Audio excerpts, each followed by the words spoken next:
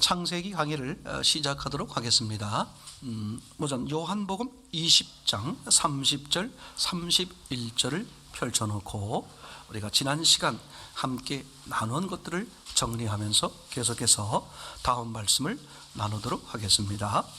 요한복음 20장 30절 31절입니다. 예수께서 시작.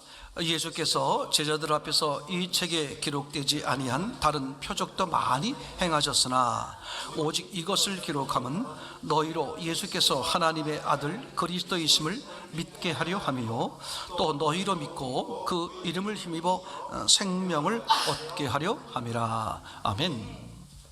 자, 이거 아주 이제 중요합니다. 하나님이 성경을 어떻게 기록했냐 하면 먼저 물리적 사건을 통해서 영적 사건을 말씀하려고 한다. 이건 예를 들면 선악과 사건 또는 그 노아 홍수 사건 또는 탑을 쌓는 바벨탑 사건, 이런 것들이 실제로 있었던 얘기가 아니라 그것은 하나님이 그런 사건을 이야기로 해서 하나님의 영적인 의도를 말하려고 그러는 거다. 이제 그렇게 이해하시는 분들이 계세요. 실제로 선악과가 어떻게 생겼느냐, 실제로 선악과가 있었다는 게 아니라 그런 이야기를 통해서 하나님이 말하고 싶은 영적 의미를 말하려고 그러는 거다. 그죠? 성경은 그렇게 보면 안 된다. 어떻게 봐야 돼? 성경 사건을 어떻게 봐야 된다? 실제 역사적 사건, 물리적 사건으로 보는 거죠. 맞습니까?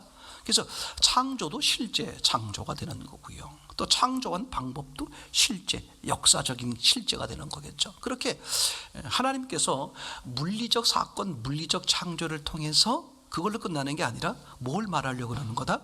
하나님의 의도, 영적 의도, 영적인 것을 말하려고 그러는 거다. 아멘. 그래서 우리가 물리적 사건을 통해서 보고 있다가 어떻게 돼요? 뭘 보는 거예요? 끝에 가서 영적 의도, 주님이 말씀하고 싶은 이 사건을 통해서 말하고 싶은 주님의 의도, 영적인 의도가 이루어졌느냐 이루어지지 않았느냐, 그렇게 보는 거죠. 예를 들면 오전 시간에 같이 말씀을 나눴습니다만 안식일, 그죠? 또는 하루의 개념, 저녁이 되고 아침이 되니, 왜 사람들은 그죠? 성경에서는 저녁이 되고 아침이 되니를 하루의 개념으로 봤을까? 우선 그 당시의 상황으로 생각해 봤을 때 그쪽 지역이 어떤 지역이었냐 하면 어떤 지역이라고 말할 수 있어요. 우리로 말하면 중동 이런 거잖아요. 중동 그러면 우리가 금방 생각할 때 낮에 활동하기 좋다, 밤에 활동하기 좋다. 밤이 좋겠죠. 정말 이해되겠죠? 거기는 주로 어느 때를 중요하게 여길 수 있다? 저녁이요, 밤의 시간을 중요하게 여길 수 있겠죠. 왜냐하면 생활 문화 자체가 그러니까. 이제 그런 것 때문에 저녁의 개념을 먼저 얘기했다. 여러 가지 이야기를 할 수 있습니다만, 그러나 하나님이 왜 하필이 거기서 했을까 하는 하나님의 영적 의도가 먼저 있었기 때문에 그곳 지역에서 그렇게 하시는 거겠죠. 그래서 영적인 의도로 보면 저녁이 되고 아침이 되니라는 것을 통해서 예수님의 부활을 통해 뭐가 사라졌다? 이젠 저녁은 끝났다. 뭐밖에 없다? 낮이요, 아침이요, 빛밖에 없는 거다. 맞습니까? 즉 영적인 의도가 이루어짐으로써, 부활을 통해 영적인 의도가 이루어짐으로써 그때부터는 이제 육적, 물리적 세계의 시간은 아무 의미가 없는 거예요. 물리적 세계에서는 여전히 뭐가 있습니까? 저녁이 되고 아침이 되고 아침이 되고 저녁이 되고 반복하잖아요. 그죠? 제 말 이해되겠죠? 중요한 건 그게 아니라 그걸 통해서 말씀하려고 하는 영적인 하나님의 의도가 어떻게 됐느냐, 그게 성취가 됐느냐 안 됐느냐, 요걸 이제 말하려고 그러는 거란 말이죠. 그래서 우리는 부활하신 예수님 안에 있게 되면 우리의 인생에 있어서 뭐는 끝났다? 밤은 끝났다. 맞습니까? 그 뭐만 있는 거다? 낮이요, 빛만 있는 거다. 이게 우리 실제 삶이죠. 부활의 예수를 만난 사람들은 어느 환경, 어느 조건 가운데서도 뭐는 없는 거다? 밤은 없는 거다. 맞습니까? 왜냐하면 그 밤을 누가 이겼기 때문에, 예수님이 이기셨기 때문에 요한복음 16장 33절에서 말하고 있는 거잖아요. 그죠? 너희가 세상에서 환난을 당하지만 두려워하지 마라. 내가 세상을 이기었노라. 아멘. 이게 이제 아주 중요한 거죠. 자, 그러면 요한복음을 대할 때에 요 30절, 31절이 왜 중요하냐? 아주 중요한 겁니다. 요한복음은 다른 복음서와 다르게 기록되어 있다고 말씀을 드렸어요. 그죠?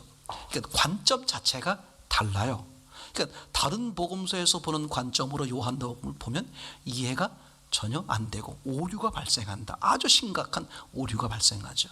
요한복음을 대할 때는 요한복음에서의 말씀하려고 하는 의도로 보는 거죠. 그래서 요한복음 1장 1절이 말씀이 있었고 하나님과 함께 있었고 그분이 말씀이 하나님이시고 말씀이 빛으로 오셨고 눈에 보이게 드러난 분이 예수님이다. 그래서 요한복음에서의 예수님은 출발점 자체가 뭐다? 하나님이요 말씀이다. 근데 다른 복음서에서 보게 되면 예수님이 어떻게 출발합니까? 갓난아이로 태어나서 맞습니까? 자라가는 과정 속에 전혀 다른 모습인 것이죠. 자, 이제 그런 관점에서 요한복음을 보면 이제 요한이 기록한 것처럼 예수님이 행하신 사건, 행하신 일들이 많다는 거야. 어디서 봤을 때? 요한복음, 요한의 관점으로 봤을 때입니다. 그 요한의 관점이란 예수님이 곧 누구다? 말씀이요 하나님이시다. 그러니까 하나님이요 말씀이신 분이 행하신 것이 너무나 많은데 오늘 요한이 이것을 어떻게 기록했다? 골라서 요걸 기록했다. 그럼 골라서 요것만 기록한 이유가 뭐냐?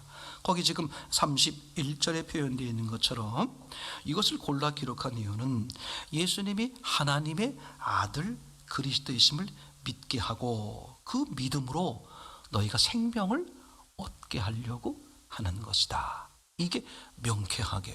그래서 이제 이것을 크게 나누면 7개의 표적이다 이렇게 말할 수 있어요. 7개의 사건이다.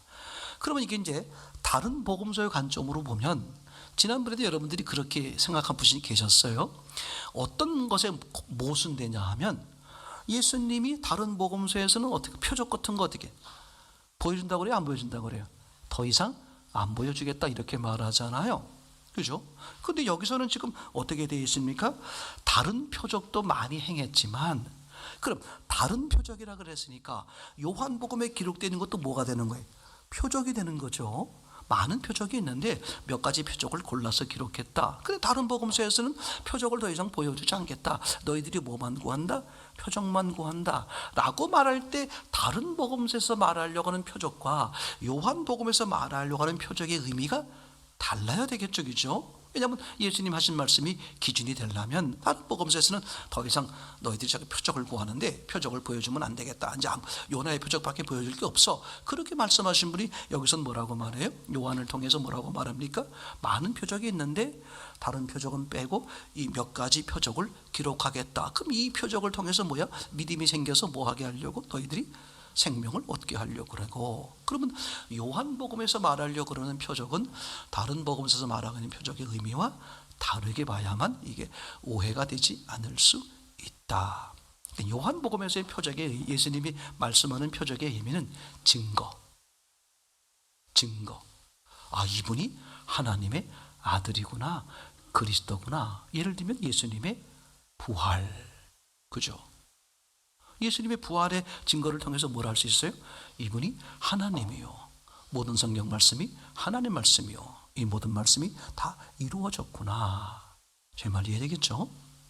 자, 이제 그래서 여기서 말씀하시려고 하는, 예수님 말씀하려고 하는 표적의 의미는 외관상 드러나는 그런 기적, 이적 이런 관점의 얘기가 아니라 외관상 드러나는 이적과 기적으로 나타날지라도 가나의 혼인잔치 또는 소경이 눈 뜨는 것 다 드러나잖아요. 근데 요한복음에서 말하려고 하는 그 얘기는 그런 드러나는 증거, 표적을 말하려고 하는 것이 아니라, 그죠? 예수님 안에 있음으로써, 그죠? 어떻게 돼요? 영적 소경자가 영적인 눈을 뜨게 되고, 맞습니까? 이런 영적인 증거를 얘기하려고 그러는 거다.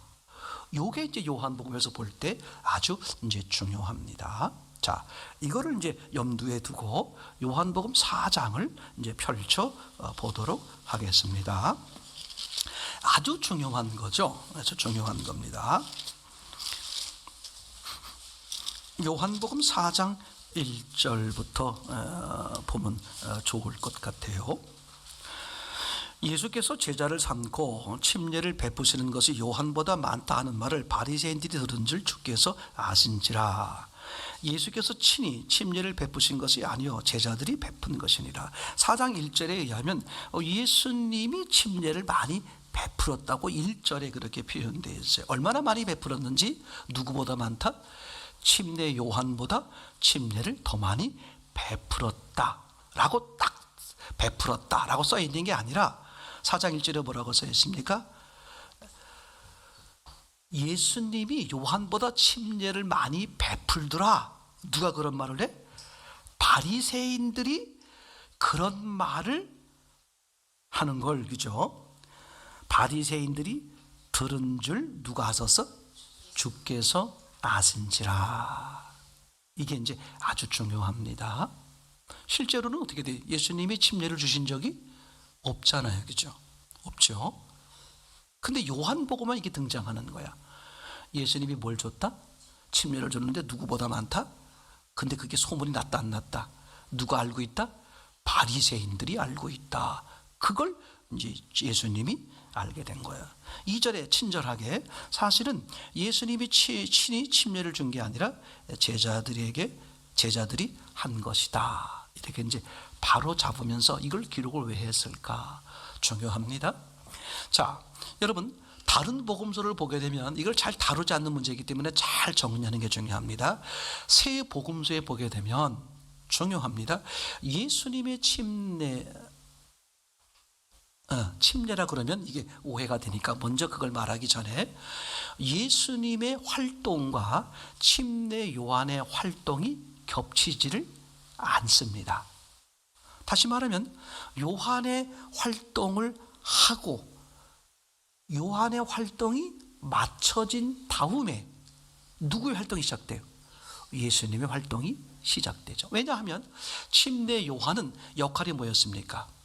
뒤에 오시는 예수님을 그죠 드러내는 거니까. 그러니까 침례 요한은 예비자죠. 예비하는 역할을 하는 거예요. 예비하는 역할이 끝나야 이제 어떻게 돼요? 본 그분이 오시는 거잖아요. 이게 겹치면 되겠어요, 안 되겠어요? 안 되죠. 그래서 다른 복음서에서는 반드시 침례 요한의 활동이 끝나는 거예요.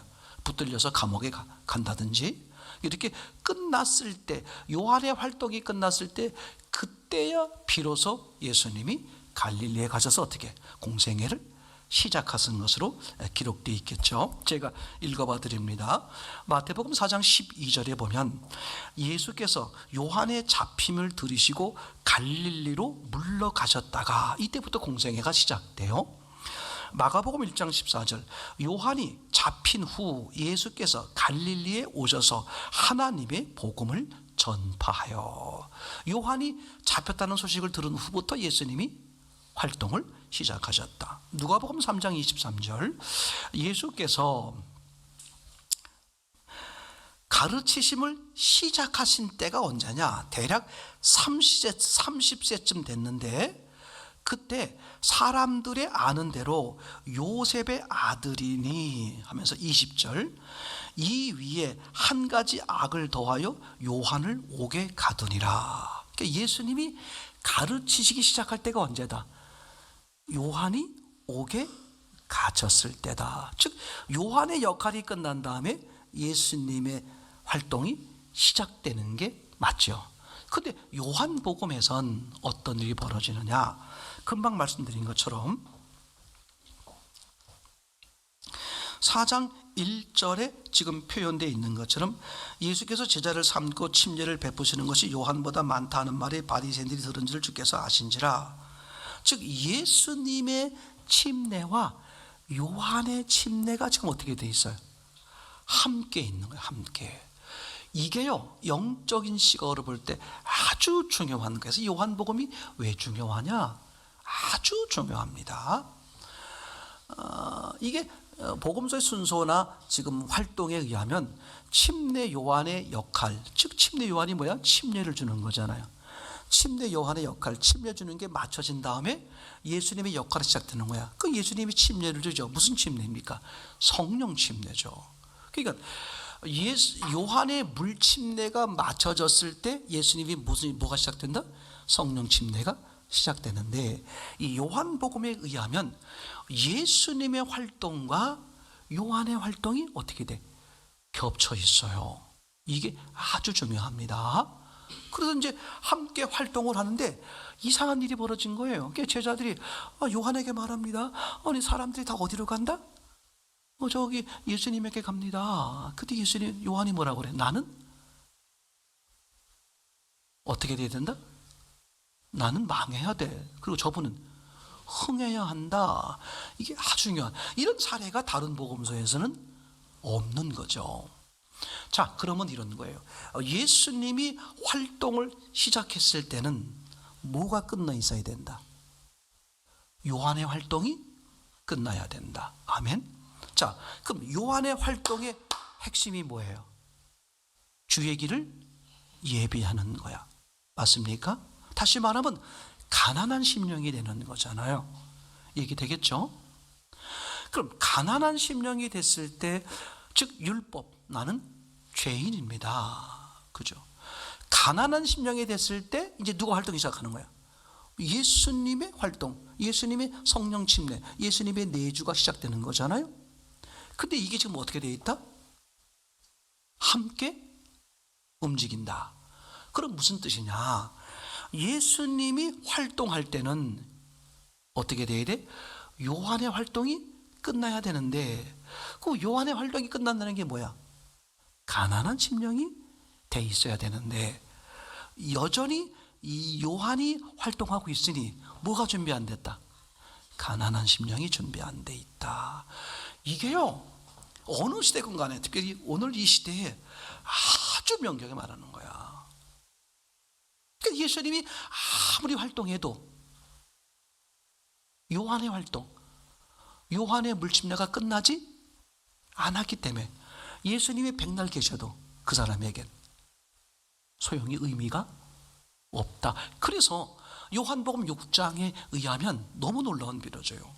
예수님이 이제 나는 하늘에서 내려온 산떡이다. 복음을 산떡, 다시 말하면 성령 침례요. 예수님의 생명, 성찬식이야.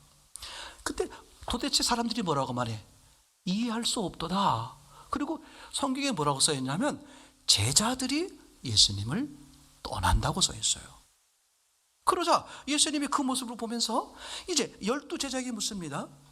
너희도 나를 떠나겠느냐? 그때 제자들이 베드로가 뭐라고 말합니까? 영생의 말씀이 주께 있사온데 우리가 어디로 가오리까? 아주 중요한 거예요. 그러니까 이 시대가 너무 똑같아. 늘 그래봤지만 예수님이 활동하는 시대임에도 불구하고 여전히 뭐가? 요한의 침례가 필요로 하는 그 시대, 준비가 안 돼 있는, 다시 말하면 내가 주인이고 가난한 심령이 아니야. 이런 사람은 예수님께 아무리 교회를 30년 다녀도 소용이 없다. 그러니까 요한복음을 그래서 영적인 관점에서 꿰뚫어 보는 거야. 여전히 육의 시각에 있는 교인과 영의 시각에 있는 교회를 다 함께 놓고 이제 보고 구분하고 얘기하는 거죠. 아까 말씀드린, 그죠? 아니, 요한복음에서 왜 표적이라고 말했을까? 다른 복음서에서 표적 때문에 무슨 문제가 있어요? 더 이상 표적을 보여주지 않겠다 그랬잖아요. 실제로요, 이거 보세요. 요한복음 1장과 2장에서도 그 표적에 대한 얘기를 분명히 하는 거죠. 요한복음 1장 12절에 의하면 영접하는 자, 곧 그 이름을 믿는 자, 하나님의 자녀가 되는 권세를 주셨다. 근데 요한복음 2장 23절에서도 예루살렘에서 행하신 많은 표적을 보고 저들이 예수님을 믿었으나 예수님이 그들을 알므로 그들에게 자기를 맡기지 않았다. 그죠? 뭐가 문제가 있다? 그들이 예수님을 볼 때 어떻게 드러나고 눈에 보이는 표적의 관점으로 보았다, 그런 얘기죠. 그런 표적의 관점으로 보면 믿음이, 구원이, 신앙이 안 된다. 그러면서 예수님이 요한을 통해 이 표적을 기록한 이유라고 말할 때 그 표적은 당연히 뭐가 돼야 돼? 그 눈에 드러나는 그런 육적, 그런 기적적 그런 의미의 표적을 말하는 게 아니라 예수님이 하나님이요 그리스도라는 영적인 증거, 그 표적, 그 얘기를 요한복음에서 하려고 하는 거죠. 그러니까 요한복음에서 표적 사건을 볼 때 철저하게 어떤 관점으로 보셔야 돼? 영적인 관점으로 보셔야만 바르게 볼 수 있다, 이런 얘기가 되겠죠. 자, 이제 4장 얘기를 계속해서 보면 4장의 배경이 지금 3장에 어떤 일이 벌어졌었냐 하면 예수님이 대표적으로 누굴 만나고 계셨습니까? 아니, 누가 예수님을 찾아왔죠? 니고데모가 찾아오게 되잖아요. 한밤중에 찾아왔습니다. 니고데모 그러면 뭐라고 말할 수 있어요? 성경의 박사라고 말할 수 있고, 그 당시로 말하면 신앙이 가장 좋은 그룹 중에 한 사람이라고 얘기할 수 있겠죠. 맞습니까? 근데 예수님을 인정하는데 예수님을 인정하는 이유가 뭐였어요? 표적 때문이었습니다. 아니, 하나님이 보낸 분이 아니라면 어떻게 이런 많은 표적을 할 수 있었겠습니까? 3장 2절에 기록되어 있죠. 제 말 이해되겠죠? 그럴 때 이제 예수님하고 니고데모하고 얘기를 나눠보니까 완전히 육과 영으로 갈라지는 거잖아요. 니고데모는 여전히 뭐라고 말합니까? 아니, 거듭난다고요? 엄마 뱃속으로 도로 들어갑니까? 그러니까 예수님이 네가 전혀 지금 못 알아듣고 있다. 그죠? 어떻게 네가 선생이 되어 이렇게 모를 수 있느냐? 완전히 영적으로 들어야 되는 걸 육적으로 듣고 있는, 제 말 이해되겠죠? 이걸 이제 완전히 요한복음에서는 이제 구분을 시키는 거예요. 그러고 나서 예수님이 이 3장에서 이제 니고데모 만나고 나서 영적인 말씀을 하신 다음에 4장에 가면 어디로 갑니까? 갈릴리로 가겠다, 이렇게 하죠. 그러면 예수님이 왜 갈릴리로 갔을까? 중요한 거죠, 그죠? 메시아를 기다리고 메시아를 바라는 이 유대, 그죠? 예루살렘이요, 유대 지역에선 예수님이 오셨음에도 불구하고 어떻게 돼요? 전혀 받아들이지 못하는 니고데모를 대표로 하는 이 모습에서 갈릴리로 가겠다. 그럼 갈릴리로 가겠다 그러면 어떤 사람을 원하는 거야? 마음이 굳어있지 않은 사람이잖아요. 근데 그 얘기를 하려고 4장 1절에서 요한의 침례와 예수님의 침례를 거론하는 거야 지금. 그러니까 예수님의 침례는 성령 침례죠. 누가 예수님을 받아들일 수 있느냐, 사람 속에 들어갈 수 있느냐? 요한의 침례가 끝난 사람이죠. 가난한 사람이요, 나는 죄인이요, 그죠? 근데 지금 어떻게 됐습니까? 내가 갈릴리로 가는 이유가 뭐다? 그렇게 하나님을 기대하고 바라던 그 사람들이 하나님을 받아들일 수 있는 가난한 심령이 아니다. 어디로 간다? 갈릴리로 간다. 그래서 갈릴리로 출발하는데 너무 놀라워요. 갈릴리로 출발하는데 4장에서 정작 어디에 머물더라? 사마리아에 머물더라. 그럼 사마리아는 외관상으로 보면 뭐야? 절대 하나님을 기다리지도 않고 하나님을 받아들일 수 없는 사람이잖아요, 유대인의 관점으로 보면. 그런데 그곳에 가서 여인을 만나게 되죠. 여인에게 물 한 잔 다오, 이렇게 말합니다, 그죠? 그랬더니 여인이 뭐라고 말입니까? 아니, 당신은 유대인이고 나는 사마리아인, 나를 무시하는 사람들인데 내게 물을 달라고 하십니까? 그랬더니 예수님 말씀이, 내가 누구인 줄 알았더라면 네가 내게 물을 구했을 것이고 내가 너에게 영원히 목마르지 않은 물을 주리라. 그러면 그죠? 유대인 같으면 어떻게 말해야 돼요? 그런 물이 있으면 당신이나 마시지 왜 나한테 달라고 하시오? 근데 뭐라고 말해요? 그런 물이 있으면 내게 주셔서 다시는 내가 이곳에 물을 길러오지 않게 하소서. 뭘 볼 수 있는 거야? 가난한 심령을 보는 거죠. 그러니까 주님의 관심은 뭐야? 이 요한의 침례가 끝난 사람, 가난한 심령인 사람을 찾는 거죠, 그죠? 이 요한복음에서 너무 놀랍게 등장하는 거예요. 그러니까 이거 보세요. 제가 계속 말씀드리는 겁니다. 주님이 여러분들을 사용하고 싶어서 계속 말씀하시는 거예요. 그냥 교회 오는 사람이 아니라 침례 요한을 거친 사람. 난 가난한 심령, 난 할 수 없습니다. 왜 내가 걱정하고 있어? 왜 내가 근심하고 있어? 왜 내가 아니면 안 돼? 왜 자꾸 내 말, 내 감정을 드러내냐 이거죠. 뭘 기다려? 말씀을 기다려야지. 너무 급해. 너무 조급해. 들으려고 하질 않아. 말을 하려고 해. 신앙은 뭐야? 듣는 거다. 말을 하는 마리아가 아니라, 그죠? 자기 감정을 드러내는 누구죠? 가인이 아니라 아벨처럼 입을 다물고 죽는 거예요. 마리아처럼 듣는 거다. 왜? 신앙은 하나님이 하시는 거야. 하나님이 내게 오시는 거지 내가 하나님을 찾아가는 게 아닙니다. 내가 진리를 찾아가는 게 아니야. 진리가 내게 찾아오는 겁니다. 누구에게? 침례 요한을 거친 사람들에게. 그죠?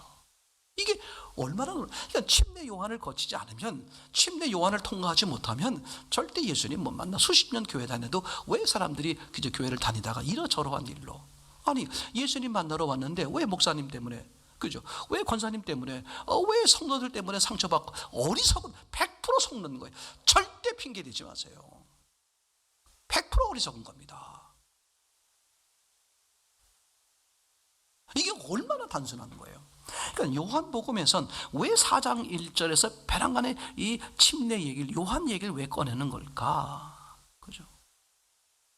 근데 이렇게 성경을 사모하고 하나님을 사모하고 메시아를 기다리는 대표적인 인물 니고데모에게 와서 보더니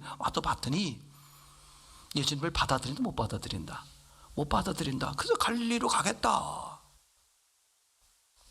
그죠? 그러면서 이분이 말하는 갈릴리가 지역을 말하는 게 아니라 어디야?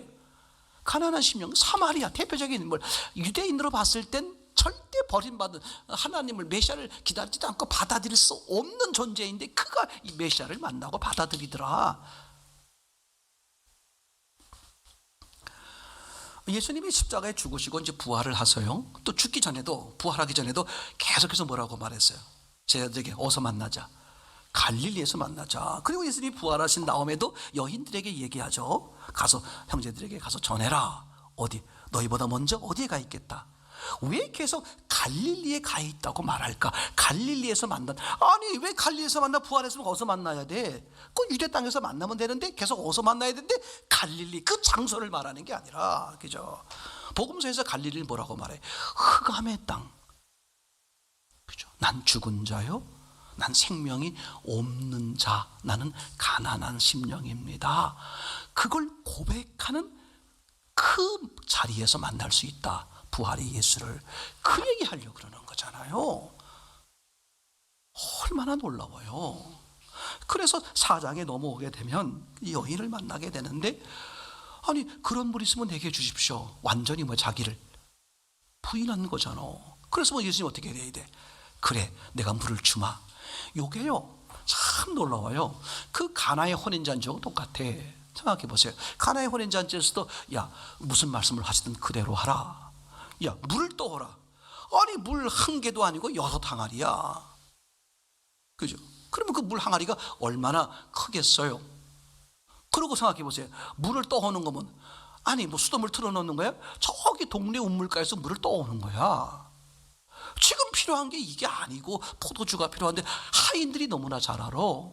그럼 하인들이 선생님 왜 이러세요? 지금 필요한 건 포도주인데 이건 저희가 알아서 잔치 끝난 다음에 다음 잔치 때 다른 사람 오게 됐을 때 그때 물을 담아놓을 때 지금 포도주는 해결해 주세요. 왜 엄한 소리 하십니까? 얼마든지 자기 말을 할 수 있는데 한다 안 한다? 단 한마디도 안 한다. 여기서 끝나버렸으면 얘기가 되는데 예수님이 또 어떻게 해요? 물을 떠다가 갖다 주라. 그러면 어떻게 돼요? 이젠 그때는 하인들은 할 말이 있죠. 아까까진 참았는데 아니 세상에 물을 떠오라 그런 것도 내가 떠왔지만 이 물을 떠다는 게 말이 됩니까? 지금 포도주가 필요하지. 이게 무슨 뜻이냐? 왜 이걸 2번 반복했을까? 성경은 강조해요. 반복이 뭐야? 강조하는 거거든요. 얘네들은 완전히 죽은 애들이다. 자기를 완전히 부인한 거다. 이런 얘기죠. 그러니까 이 사마리아 여인도 똑같은 거야. 아니 그런 물이 있으면 당신이나 먹지 왜 나보고 물을 달라 그래요? 이렇게 말해도 될 만한데 뭐라고 말해? 그럼 그런 물을 주셔서 나로 다시는 물을 떠오지 않게 하옵소서. 얼마나 자기를 부인하는 거야. 그럼 그걸로만 됐다 싶은데 뭐라고 말해? 전혀 엉뚱한 네 남편을 데리고 와라. 이 남편 얘기는요, 이 여인에게 있어서 가장 트라우마야, 치명적인 얘기야. 가장 숨기고 싶고 밝히기 어려운 가장 창피스러운 얘기라니까. 근데 그걸 딱 찔르는데 어떻게? 화를 내야 될 거 아니야. 아니, 물 한 잔 주는데 남편이 왜 필요해요? 뭐라고 말해요? 하지 말아야 될 말도 하는 거야. 남편이 없다든지. 그죠? 예수님이 다 드러내는 거야. 네가 남편이 5명이 있었는데 지금 남편은 네 남편이 아니니. 그죠? 몇 남편이 있었다고? 5명. 지금 있는 남편도 아니 6명이야. 7째 남편이 진짜지. 예수 그리스도. 그게 얼마나 놀라워요. 이렇게 완전히 자기가 부인돼 완전히 죽어버리는 것을 강조하는 거야 지금. 죽은 채 하면 안 돼. 신앙은 완전히 죽는 거예요. 이 정도 참았으면 됐지. 이거 아니라니까. 저는 그런 때가 너무 많아요. 죄송한 얘기로 예수님이 나보다 모를까 봐. 저는 제가 그 어른 목사님한테 말씀을 드렸습니다만 사실은 저 자신에게 말하는 거죠. 목사님이 얼마나 억울하시겠어요. 옆에 있는 제가 봐도 억울한데.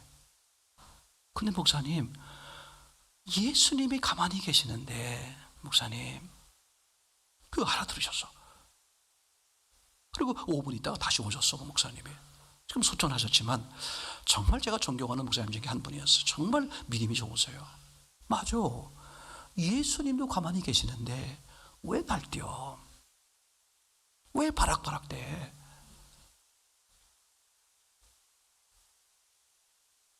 내가 머리가 나빠서 아니에요. 내가 바락바락해서 그래. 자꾸 내 생각,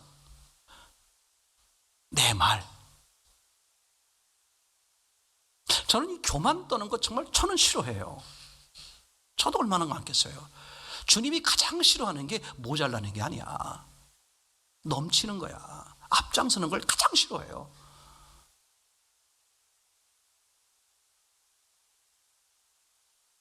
내가 주인 노릇하는 거잖아. 예수님이 그걸 몰라서 그러겠어? 기다릴 줄 알아야 되는데 못 기다려. 저는 이제 다른 것도 있지만 이 지식에 대한 그런 교만의 의식이 빠질까 봐. 성경 좀 안다고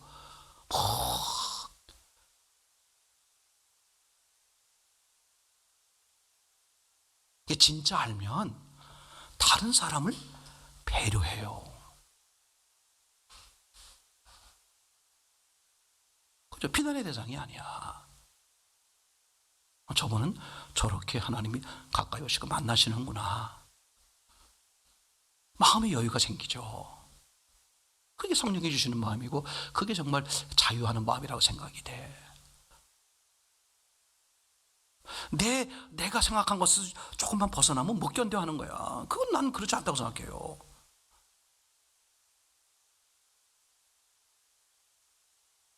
성경에 관해서 완전한 사람이 어디 있어? 난 없다고 생각해. 인간적으로 말하는 완전함은 없는 것이고 하나님이 온전하게 여겨주시는 거지. 하늘에 계신 아버지가 온전하신 것처럼 너희도 온전하라. 그죠? 하나님이 이렇게 여겨주시는 것이지 내가 봤을 때 나는 그런 거 난 없다고 생각해요. 어떤 목사님도 어떤 분들 아무리 신앙이 좋고 아무리 성경이 겸륭해도 난 완전한 건 없다고 생각해. 설사 하나님이 그렇게 하셨더라도 하나님의 은혜고 하나님의 그 안에서 겸손하게 가는 것뿐이지. 근데 이제 여기서 지금 요한복음에서 이제 그렇게 말씀하신단 말이죠. 왜 갈릴리로 간다 그랬을까? 그 초점은 가난한 심령을 말하려 그러는 거다. 흑암의 땅 이렇게 말하잖아요. 그죠? 그러니까 하나님은 빛은 어디 찾아온다? 흑암, 어둠에 찾아오신다. 그럼 그죠? 모세의 언약이 어떤 의미다? 내가 어둠이다, 흑암이다. 그게 율법이잖아요. 내가 그걸 알게 하는 게 율법의 목적이다. 그게 요한의 침례죠. 내가 어둠이구나. 내가 죽은 자였구나. 그죠? 이게 요한의 침례를 통과한 거요. 구약을 율법을 통과한 사람이죠. 그렇지 않으면 절대 예수님께 몸은 나와도 못 나와. 그래서 그죠? 그러고 보니까 생각해 보세요. 하나님이 사람으로 오시는데 왜 베들레헴에 태어났을까? 떡집에, 그죠? 떡집 안에는 뭐가 있다? 떡이 있다. 난 하늘에서 내려온 산떡이니 나를 먹는 자는 영생하되. 예수님이 떡에 오셨는데, 떡으로 오셨는데 어디에 누웠다? 밥통에 누웠다. 나를 먹으라, 그 뜻이죠. 근데 밥통이 어떤 밥통이었어? 초식동물 밥통이었단 말이에요. 육식동물은 아니야. 풀이니까. 나는 초식동물만 먹을 수 있다. 초식동물의 의미가 뭐야? 자기 목숨을 지킬 수 없는 사람이죠. 가난한 심령. 나는 내 스스로는 못 지켜. 누구의 도움이 필요해. 사람으로 비유하면 나는 내 목숨도 없고 내 목숨을 지키지 못해. 하나님이 계셔야 돼. 그런 가난한 심령만이 예수님을 받아들일 수 있다. 얼마나 명백하냐는 말이죠. 그죠? 얘기되겠죠? 자, 이제 그렇게 해서 4장 얘기가 이제 진행이 됩니다. 잠깐만 같이 한번 이제 보면 4장 우선 7장 38절을 한번 보고 넘어가겠습니다. 7장 38절 37절 38절 시작. 명절 끝날 곧 큰 날에 예수께서 서서 외쳐 이르시되 누구든지 목마르거든 내게로 와서 마시라. 나를 믿는 자는 성경에 이른 것 같이 그 배에서 생수의 강이 흘러나오리라 하시니 아멘. 그죠? 누가 나를 받아들일 수 있다? 목마른 자예요. 목마른 자. 그죠? 맞습니까? 그러니까 가난한 심령이란 말이야. 그러니까 목마른 자가 예수님께 나와서 예수님을 받아들일 수 있다. 이게 아까 말씀드렸던 그죠? 이 목마른 여인의 7째 남편, 진짜 남편, 완전한 남편이 이제 되는 거겠죠.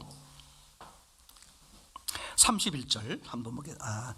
4장 31절 다시 돌아옵니다. 사마리아 여인 얘기로 돌아오는데 4장 31절 31절 시작. 그 사이에 제자들이 청하여 이르되 랍비여 잡수소서.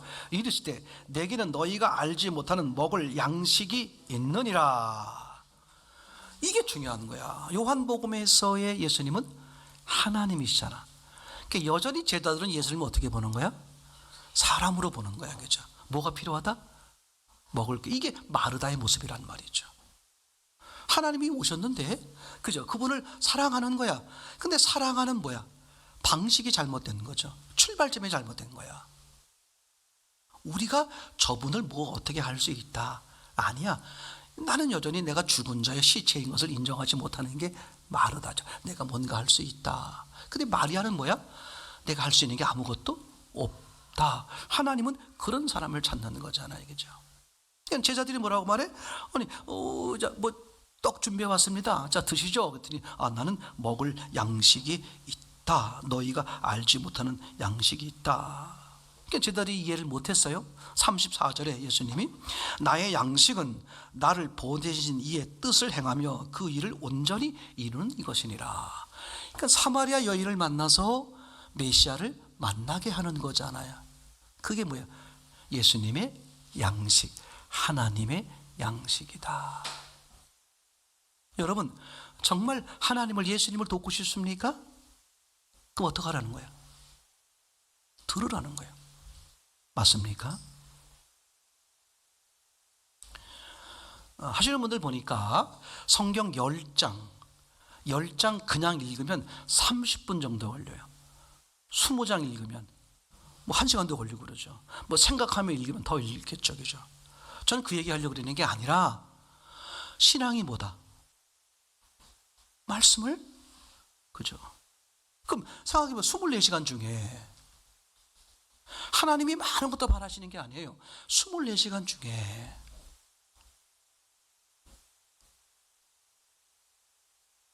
우리 이런 마음들이 많잖아. 이거 먼저 하고 시간 남으면 성경 읽거나 뭘 듣거나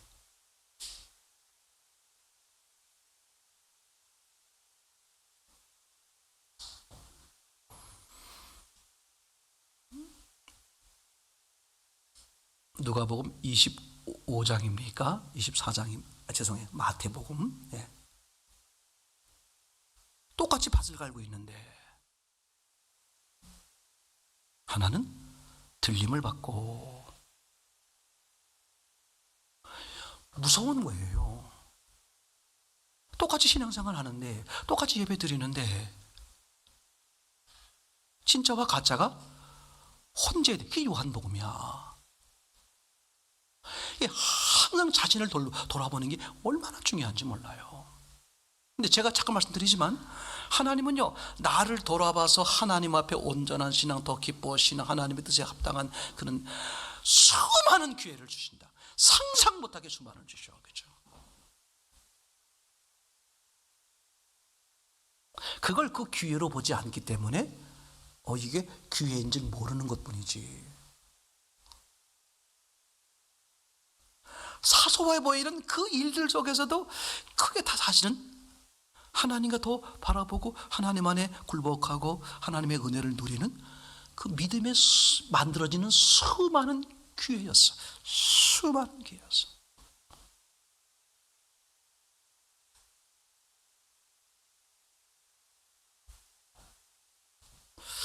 너무 먼저 이게 익숙하다 보면 목사님 또 늘 그 얘기 하시는구나. 제가 예전에 많이 들었어요.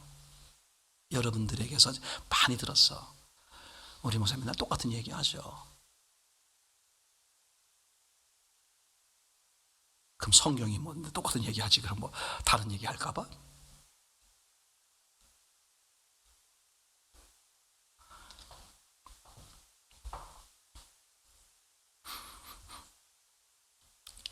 자, 5장 이야기를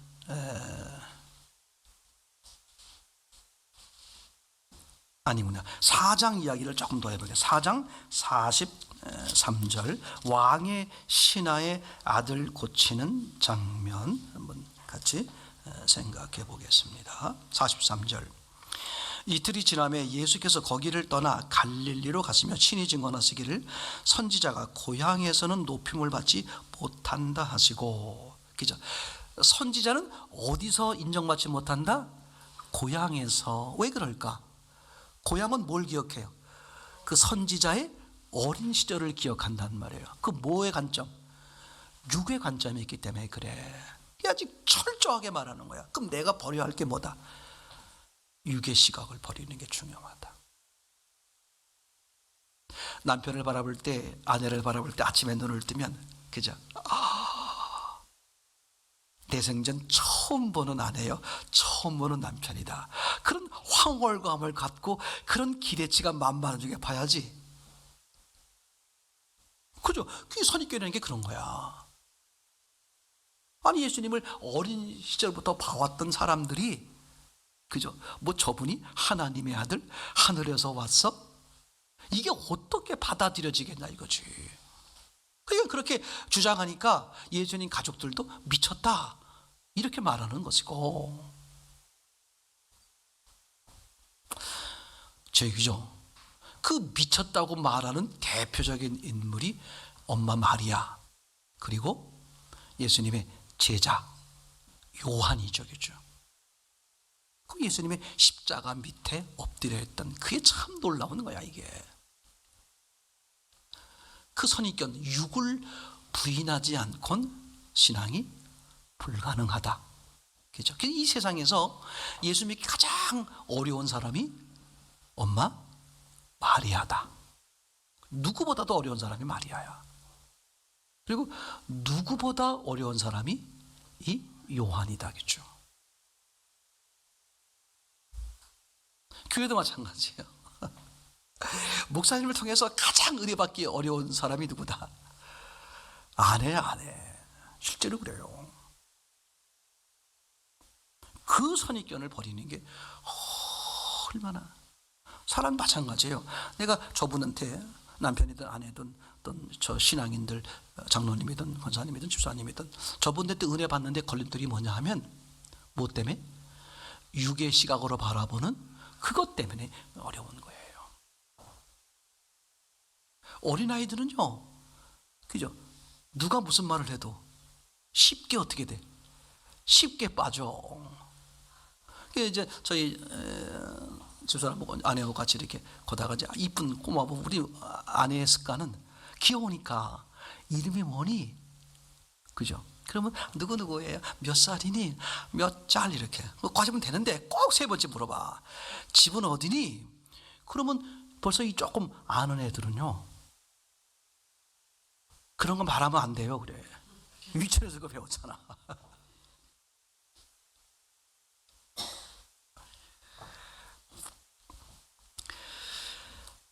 자, 45절 갈릴리에서 이르시매 갈릴리인들이 그를 영접하니 이는 자기들도 명절에 갔다가 예수께서 명절 중에 예루살렘에서 하신 모든 일을 보았음이로라. 예수께서 다시 갈릴리 가나에 이르시니 전에 물로 포도주를 만드신 곳이라. 왕의 신하가 있어 그의 아들이 가버나움에서 병들었는데 40절 그가 예수께서 유대로부터 갈릴리에 오셨다는 것을 듣고 가서 청하여 내려오셔서 내 아들의 병이 고쳐주소서. 그가 거의 죽게 되었음이라. 예수께서 이르시되 너희는 표적과 기사를 보지 못하면 도무지 믿지 아니하리라. 여기서 예수님이 말씀하시는 표적과 기사는 뭘 말하는 거겠어요? 눈에 드러나는 기준의 얘기, 것을 말하는 거겠죠. 요한복음 20장에서 요한을 통해 말씀하시는 표적의 의미와는 다른 의미가 되겠죠. 자, 그런데 이게 마침 어디였다? 가나의 혼인잔치, 이런 걸 얘기하는 거야. 이제 가나의 혼인잔치에 예수님은 뭘 말한 거예요? 영적인 표적을 말하려는 거였죠. 근데 여전히 어떤 사람들이 있다? 육적인 표적으로 보고. 교회가 똑같은 거야. 영적인 걸 얘기하는데 자꾸 육적인 걸 얘기 듣고, 아예 똑같은 얘기 하시네. 뭐 그게 그거지 뭐. 자기 듣는 자기를 생각하지 않고, 제가 죄송한 표현이에요. 제 말이 틀릴 수 있습니다. 억하심정의 말씀을 드리는 거예요. 요즘 목사님들은 예수님보다 다 설교를 잘해요. 예수님이야 성경에 기록된 것들을 그대로 했지만 목사님들은 어떻게 성경에 기록된 거에다가 더 양념을 쳐가지고 추가해서 훨씬 더 맛깔스럽게, 그죠? 어른이냐 아이냐 뭐 상대의 지적이냐 지적이지 않느냐에 따라서 다르게 막 하잖아요. 훨씬 더 잘할 수 있는 거라는 생각이 들어. 물론 이제 제 말이 틀린 것일 수 있지만 중요한 것은 듣는 데 문제가 있는 것이다. 그러니까 듣는 입장에서는 그렇게 생각하셔야 돼. 어떤 입장이라고? 듣는 내가 문제가 있구나. 이렇게 보실 때 하나님의 큰 은혜가 임해요. 정말 내가 하나님을 사모하고 하나님을 바로 알고 바로 믿고 바로 그런 삶 속에서 정말 하나님을 사모하면 혹시 중간체가 잘못됐더라도 하나님이 역사하세요. 저는 그거 믿어요. 방향을 틀어주시든 뭐 하시든 절대 믿습니다. 그죠? 예전에 우리 아들이 이제 그런 것에 인해서 어려움이 있을 때 제가 이제 그런 얘기 했던 게 아니라, 하나 봐라, 하나님이 시작하셨다. 너도 인정하지 않느냐? 그러면 하나님이 시작하셨으면 반드시 하나님이 그때가 되면 이루신다. 넌 그걸 믿고 기다려라. 근데 하나님 철명하세요. 우리가 다 알아볼 수 있도록, 상대가 인정할 수밖에 없도록 하나님이 가장 적절한 시간에 그 모든 상황을 아주 가장 아름답게 해요. 정말이에요. 하나님이 시작하셨으면 누가 책임져야 돼? 하나님이 책임지셔. 여러분, 구원도요, 인간의 모든 문제도 누가 시작하신 거야? 하나님이 일부러 흙으로 만드신 거야. 왜 흙으로 만들었을까? 하나님이 책임지겠다는 그게 표현의 증거야. 그럼 흙으로 된 우리는 무슨 뜻이다? 이거 하나님이 책임진다는 뜻이구나.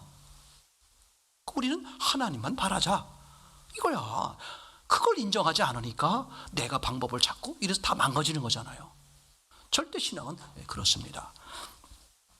그러니까 지금 이 왕의 신하가 이런 일이 벌어지는데 어디서 벌어진 거다? 가나의 혼인 잔치가 있었던 그 상황에서 그 상황에서 46절 다시 갈릴리 가나에 이르시니 하면서 이제 그 물로 포도주 만든 사건을 기억해내면서 거기에 왕의 신하가 있는데 뭐라고 표현되어 있습니까? 청하되 내려오셔서 내 아들의 병을 고쳐주소서. 거의 죽게 되었습니다. 어떡하라는 거예요? 내려오셔서. 여전히 뭐야?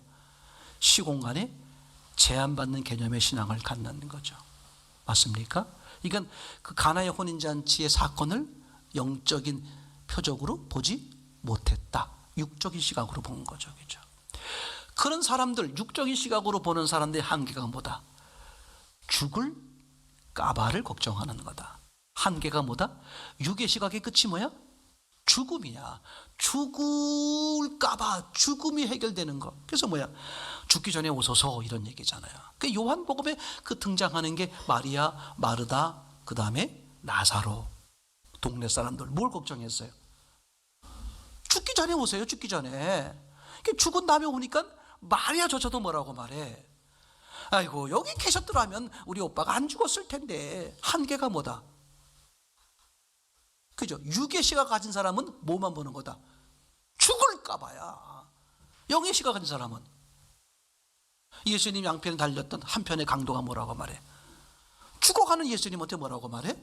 당신의 나라에 임하실 때 나를 죽음 후를 본다. 그게 영의 세계를 보는 사람이다. 그러면 그 사람은 세상에 살아도 사는 방식이 달라. 내가 뭐 걱정해요? 난 어차피 안 죽는데. 이게 진짜 신앙이지.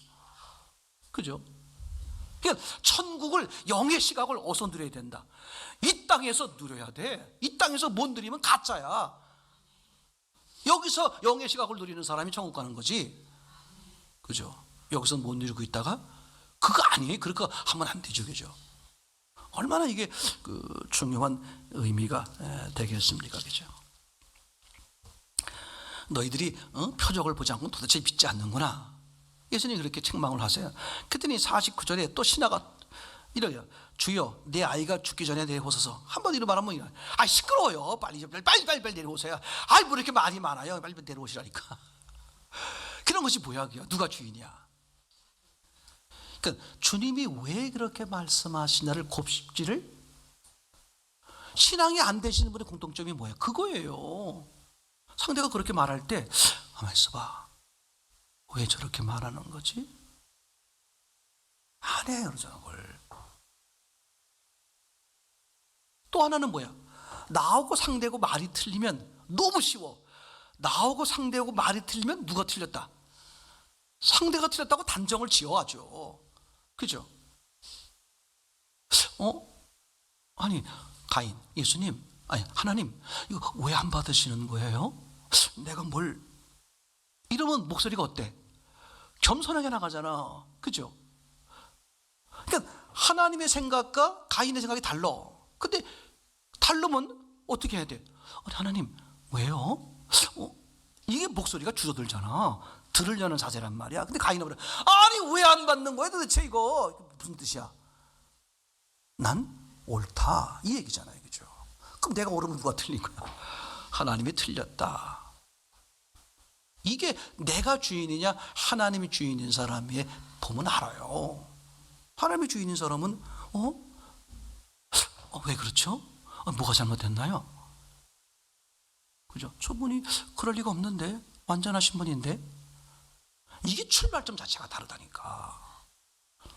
그래서 신하는 시끄러워요. 빨리 내려오세요. 그죠? 이런 얘기 하는 거잖아요. 그죠?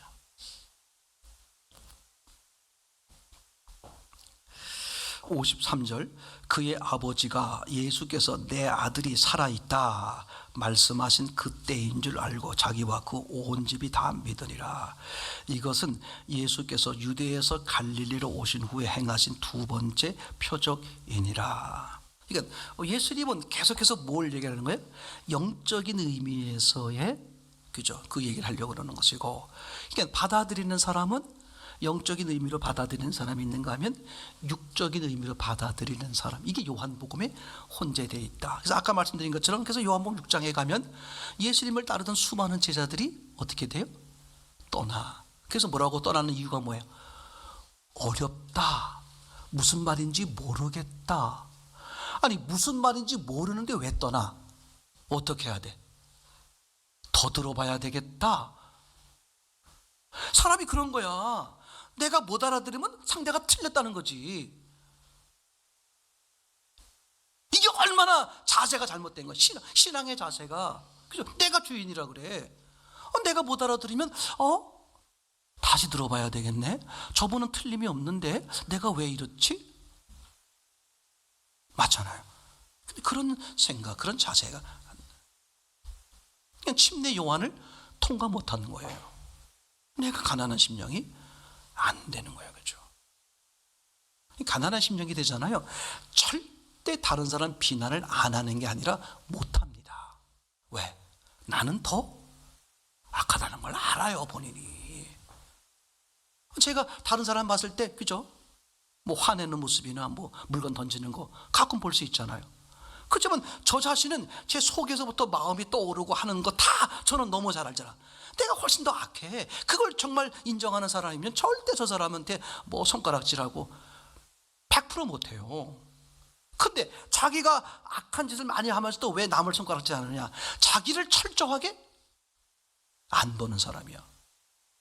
난 주인이니까 주인은 마음대로 해도 돼, 이런 거거든요. 그게 무서운 거야.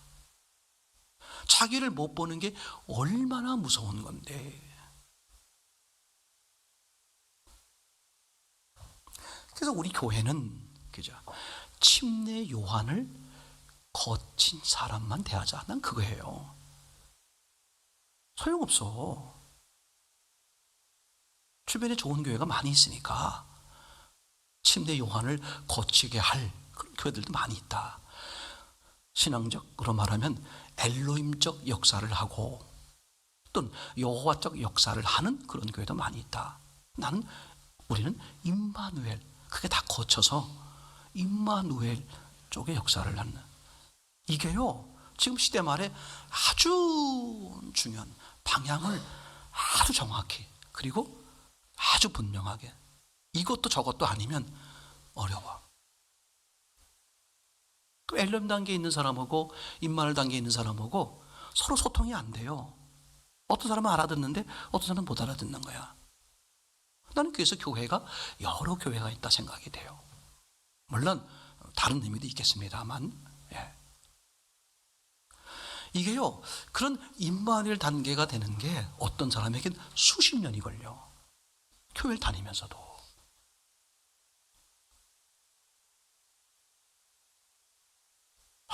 참 이게 참, 그래서 처음부터 나를 버리는 자세로 해서, 그러니까 교회 바깥에서 실컷 얻어 터지고 깨지고 다 박살내서 들어오는 게 훨씬 좋을 수 있어요.